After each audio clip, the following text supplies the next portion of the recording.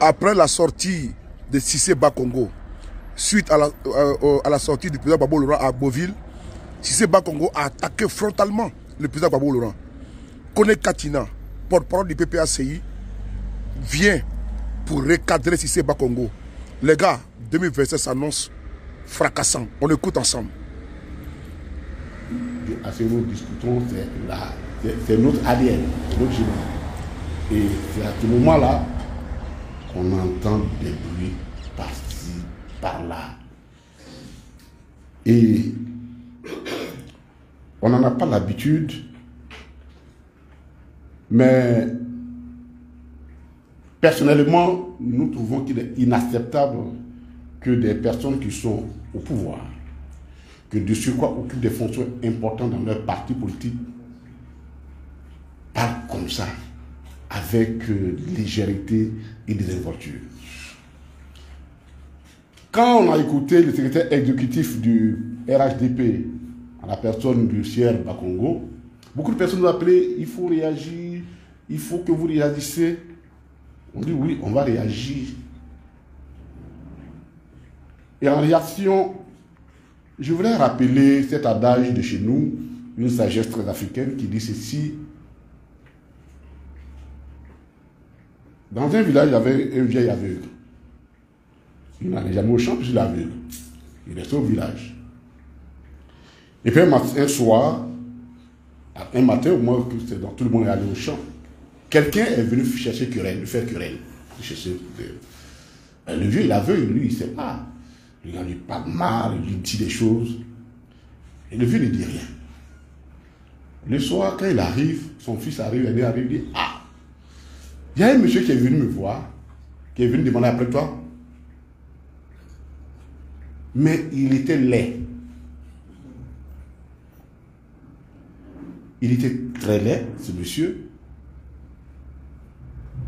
Il n'est pas de chez nous. Et il n'est pas des environnements. Il n'a pas grandi avec ses parents. Et il n'a pas d'enfant. Alors, donc le fils qui dit, mais attends, papa, tu es aveugle depuis 10 ans. Mais comment tu as pu constater la laideur de quelqu'un? Et tout ce que tu as dit là, comment tu as pu constater ça? Alors le vieux lui dit, on n'a pas besoin de voir pour constater la laideur de quelqu'un.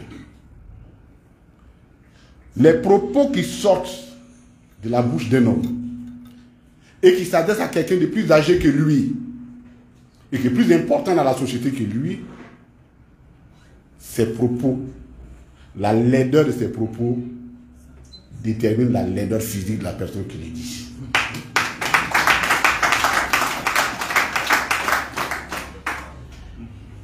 Et j'ai constaté qu'il était laid à cause de ses propos qu'il a tenus. Je n'ai pas besoin de le voir. Deuxièmement, j'ai compris qu'il n'est pas de chez nous. Parce que dans notre région, du nord au sud, de l'ouest à l'ouest, il y a une éducation minimum que nous avons. Des gens de chez nous et les gens qui sont à côté de chez nous ne parlent pas comme ça. Donc, j'en déduis que celui-là, il n'est pas de chez nous. Et il n'est pas d'à côté. Il est doux. Deuxième conclusion. Troisièmement, il n'a pas de papa. Il n'a pas vécu avec ses parents. Parce que chez nous, le minimum qu'on donne comme éducation à quelqu'un, c'est le respect de l'aîné. Quelle que soit l'adversité, on lui parle, on trouve la formule pour lui parler. Quand tu parles comme ça, ça veut dire que tu n'as pas réussi d'éducation. Ou alors tu as fui tes parents, tu n'as pas vécu avec tes parents. J'ai compris qu'il n'a pas d'enfant. Parce que ce que nous donnons, nous avons le devoir de laisser à nos enfants plus que nous avons reçu de nos parents. Et ce que nous disons, ce que nous faisons, doit à chaque fois être une leçon de vie pour nos enfants. Mais quand nous parlons, faisons attention à nos enfants qui nous écoutent, puisque c'est ce que nous leur laissons comme éducation. Donc s'il avait des enfants, il ne se porterait pas comme ça. Et à mon fils, je te l'ai dit, et le vieux lui comme ça, mon fils, ce que je te dis s'adresse aussi à toi. Tiens compte en toutes circonstances de savoir comment tu parles, à qui tu parles et dans quelles circonstances on parle. Je pense que ça manque beaucoup à M. Tissé Bakongo, qui n'en est pas à son premier essai. Les propos qu'il a tenus sont suffisants pour nous, au PPACI, pour ne même pas lui confier un poste secrétaire de base. Non, mais je vous le dis honnêtement, Tissé Bakongo ne peut pas être secrétaire de base du PPACI. Il n'a ni l'éducation pour ça, il n'a ni la formation pour ça, il n'a ni la sagesse pour ça. On comprend alors notre problème dans ce pays. Parce que si le président de la République, qui est chargé de conduire le pays, est entouré de ces gens de conseillers, le pauvre, je n'aimerais pas vraiment être à ta place. Je n'aimerais pas vraiment être à ta place.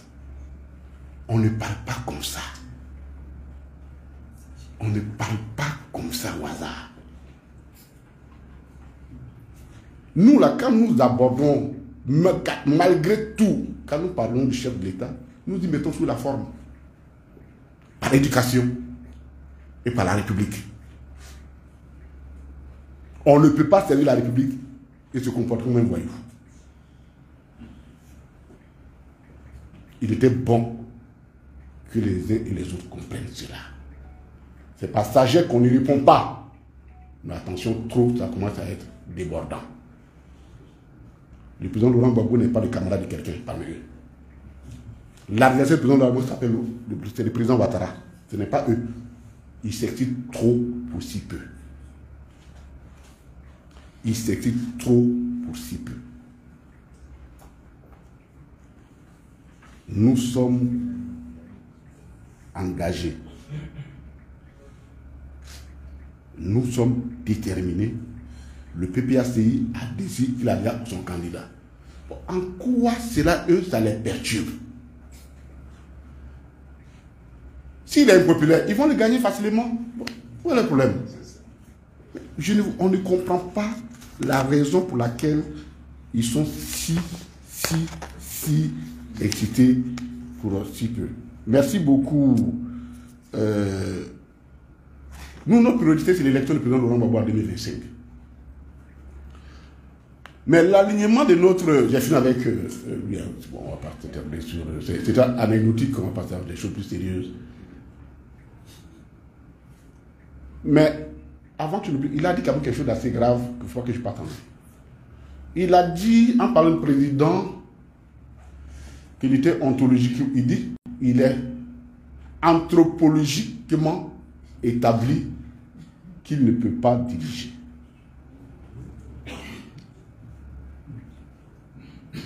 Alors, je lui ai dit, on lui répond de façon simple, qu'on lui concède les bénéfices de l'ignorance. Parce qu'on suppose qu'il voulait parler d'ontologie. Quelqu'un, ce qui relève ce qui est intrinsèque à quelqu'un, c'est ontologique. Mais quand tu t'adresses, tu abordes la question sous l'angle anthropologique, c'est toute une communauté que tu vois.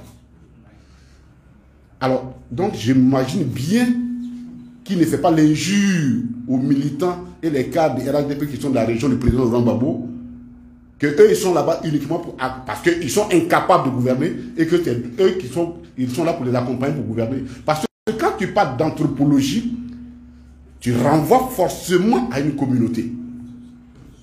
C'est l'ignorance. Je crois qu'il voulait dire ontologie. On le lui concède cette ignorance. Il a parlé également que le président Laurent Gbagbo a été... Il y a eu un non-lieu. Bénéficier des non-lieux. Alors là, on lui concède au moins, on préfère lui considérer le bénéfice de la mauvaise foi que celui de l'ignorance. Parce que un enseignant de droit à l'université, si tu dis ça, je ne peux pas permettre de dire que tu es ignorant. Je te conseille que c'est parce que tu es de mauvaise foi. Sinon, il y a une différence abyssale entre un acquittement et une condamnation. Un non-lieu. Juste pour ceux qui nous écoutent, pour ne pas qu'il y ait de confusion, la seule étape dans la procédure à la CPI où on peut parler de non-lieu, c'était pendant la confirmation des charges. C'est cette étape-là qui remplace l'instruction chez nous. Mais quand un procès a eu lieu, ce n'est pas parce que l'accusé n'a pas présenté les témoins et que comme il n'a pas présenté les témoins, donc c'est un non-lieu. Non. Ça là, c'est en deuxième année de droit. On l'apprend. C'est en deuxième année de droit. La procédure pénale. Le droit pénal. Donc, le président Laurent Gbagbo a été acquitté. Et c'est justement cet artifice-là que Bensouda a voulu utiliser quand elle a fait son appel. Elle a fait l'appel sur la base de... À la limite, en lieu et place de l'acquittement, il faut que vous disiez un non. On lui dit non, madame. Au stade où nous sommes, les juges nous dit, au stade où nous sommes arrivés là, c'est un acquittement. Ça veut dire que quoi? Le président Laurent Gbagbo n'est plus présumé innocent. Il est déclaré innocent. Voilà la différence, M. Bakongo, pour reprendre tes études de droit à la deuxième année. Tout simplement. Il est définitivement déclaré innocent. C'est fini.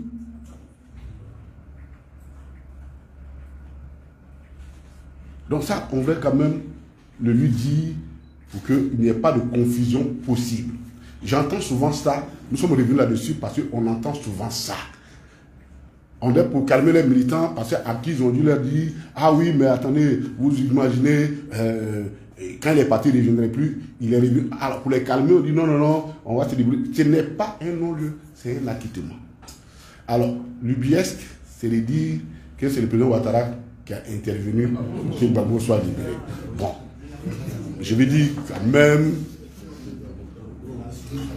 Bon, excusez-moi, hein, mais quand quelqu'un décide de lui-même de quitter la nature humaine pour se donner une autre nature, bon, excusez-moi, moi je ne peux pas. Et c'est un autre problème. Comment on répond à des bêlements?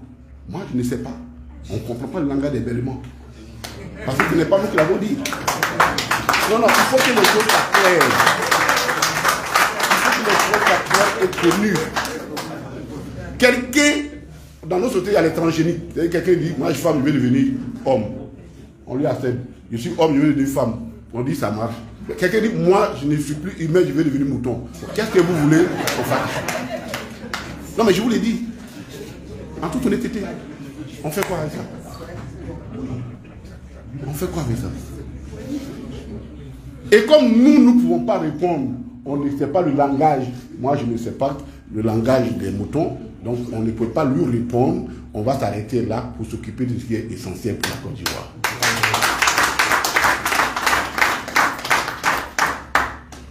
Au niveau de la sous-région, le contexte, il faut quand même se faire un clin d'œil sur l'élection qui s'est passée au Sénégal.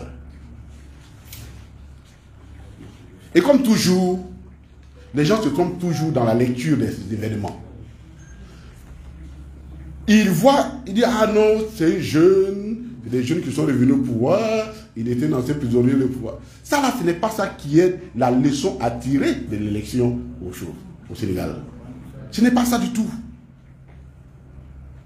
Oh, il ne faut pas nous divertir avec ça. Ce n'est pas ça. Celui qui n'a pas compris les élections, la leçon, il y a 3 grandes leçons à tirer des élections au Sénégal.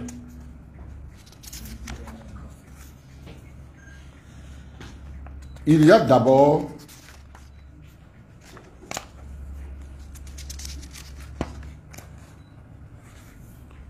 les 3 grandes leçons, parce que ce n'est pas la jeunesse, il y a plus jeune que comment on appelle ça, Bachirou, qui gouverne dans le monde et même en Afrique. Ce n'est pas parce qu'il est sorti de la prison qu'il est venu. Avant lui, plusieurs personnes, ça est arrivé à plusieurs personnes. Donc ce n'est pas ça où les gens veulent nous envoyer, non. La première leçon, c'est le peuple sénégalais qui a refusé un troisième mandat illégal, qui a tenu à l'exception, à son exception démocratique, qui s'est battu pour que son exception démocratique soit conservée, qui s'est battu dans le sang et dans la sueur pour que son exception démocratique soit conservée. Ça, c'est la première leçon. Le peuple a protégé sa démocratie. La deuxième leçon, c'est que les fondements de toute démocratie, c'est la justice. La justice est l'institution qui garantit la démocratie. Le Conseil constitutionnel sénégalais a sauvé la démocratie au Sénégal. Et quand je le dis, j'ai mon regard tourné vers le Conseil constitutionnel ivoirien et la justice ivoirienne. Cette volonté de sauver la démocratie au Sénégal tranche avec le harcèlement inutile qu'une justice, la justice ivoirienne met sur le président Laurent Gbagbo. Tout simplement, pour ne pas qu'il compétisse.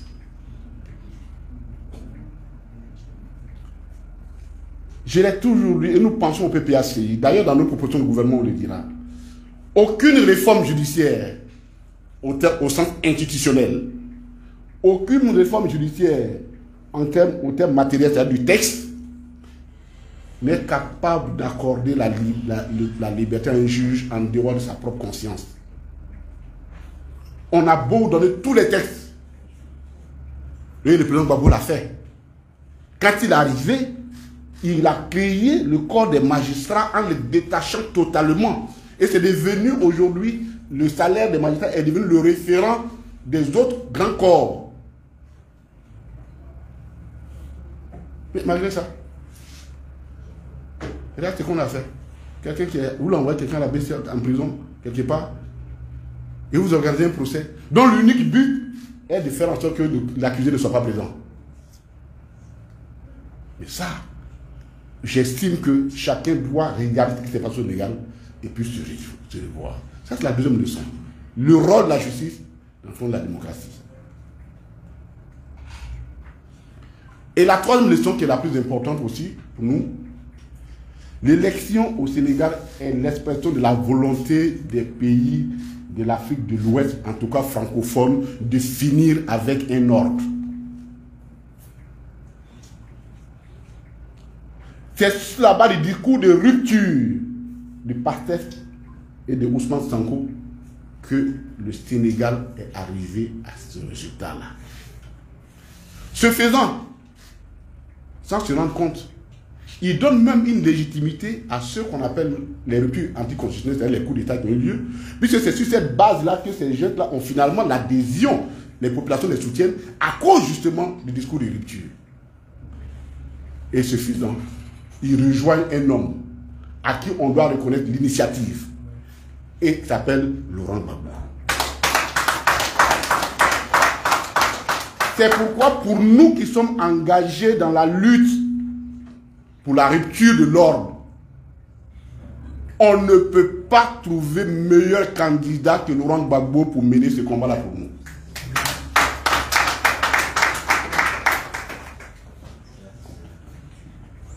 Ça, il faut que ce soit clair et compris.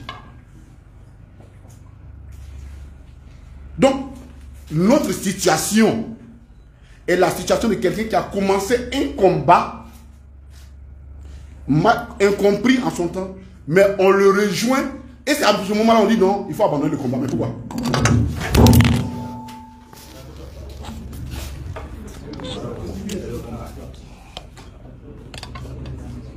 Ça va?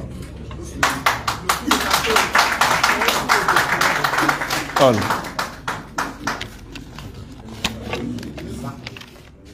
Ça va? Allô.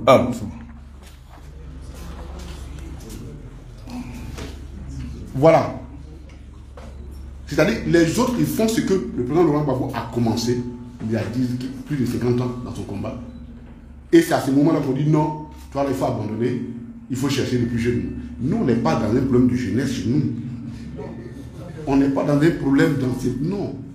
On est dans un combat qui est lourd, difficile, pour lequel quelqu'un a donné de son prix et qui continue de payer de sa vie.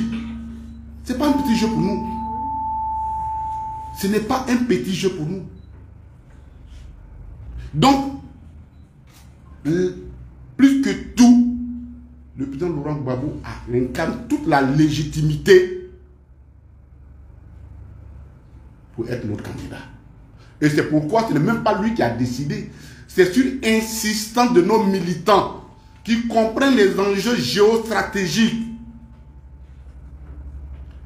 Parce que si nous ne comprenons pas ça, et que nous pensons que quelques victoires par-ci, par-là sont suffisantes et que l'ordre est affaibli, qui ne reviendra pas, on se trompe lourdement. Cet ordre-là, il va reculer, il va s'organiser et il va revenir à l'assaut parce que cet ordre est vital pour eux.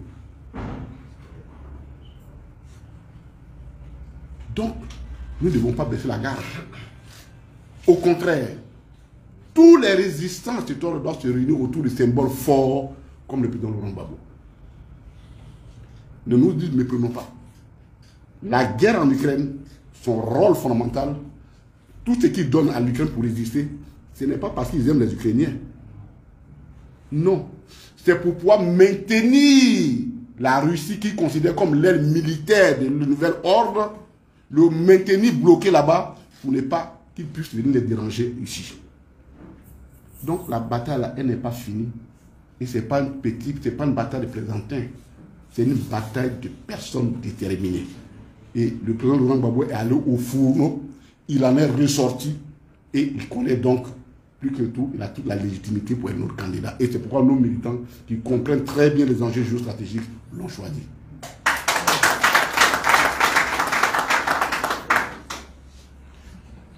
Et c'est parce qu'ils sont conscients que ce temps, y compris les relais locaux, utilise tous les artifices pour empêcher, mais je dis vainement, la candidature du président Laurent Gbagbo. Et parmi ces artifices, c'est le faux braquage de la BCEAO sur lequel je voudrais revenir. Ce sera le deuxième point.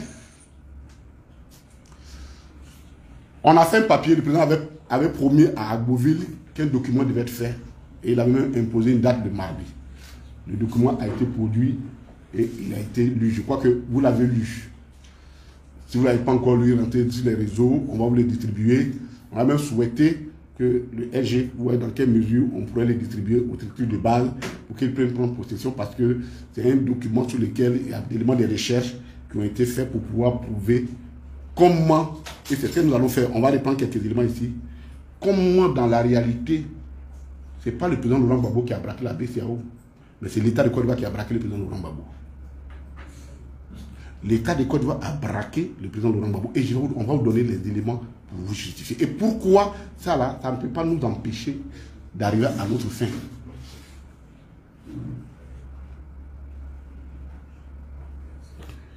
Je ne revenais pas sur ce document, je prends vraiment quelques éléments pour que nous comprenions pourquoi nous devons nous battre de l'inacceptable. D'abord, il faudra relever qu'il n'y a pas eu de braquage ni à la BCEAO ni à la Banque centrale. Mais quand nous le disons, ce n'est même plus nous. Celui qui vous parle, j'ai eu l'avantage. Dieu sait bien les choses. Au Ghana, on m'a poursuivi 1 an avec cette affaire. Il y a des avocats parmi nous.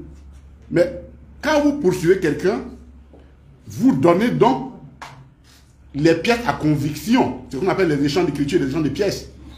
Donc, ils ont été obligés de me donner et donner à mon avocat les pièces, les dépositions sur la partie desquelles ils font et ils accèdent leur poursuite. Mais c'était une mine d'or.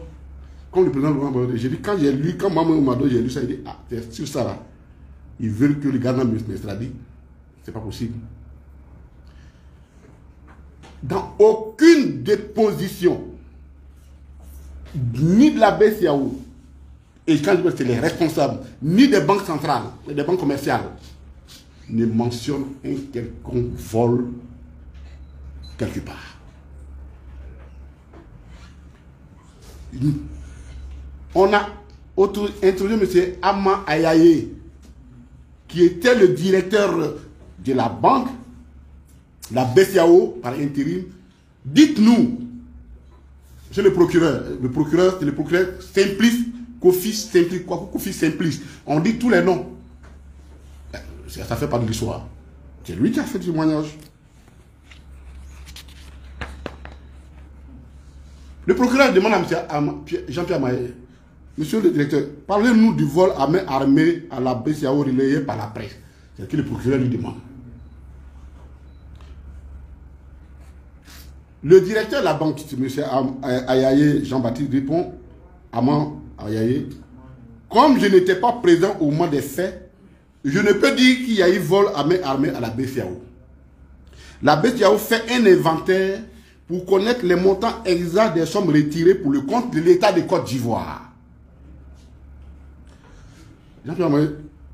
Cette déposition, elle a eu lieu en juin. C'est-à-dire quoi? Que 4 mois après les faits, le directeur de l'exécutif dit que lui ne sait pas qu'il y a eu vol à la BCAO, à la banque. C'est une façon très polie de dire, mon ami, nous on n'a pas voulu, été volé. Et je n'étais pas au courant. Parce qu'un vol, la braquage, là, cassé, là, ça c'est visible. Quand il est venu, on lui a donné un rapport détaillé. Mais il dit même, on a en train de faire l'inventaire pour voir ce qui a été retiré pour le compte de l'État de Côte d'Ivoire.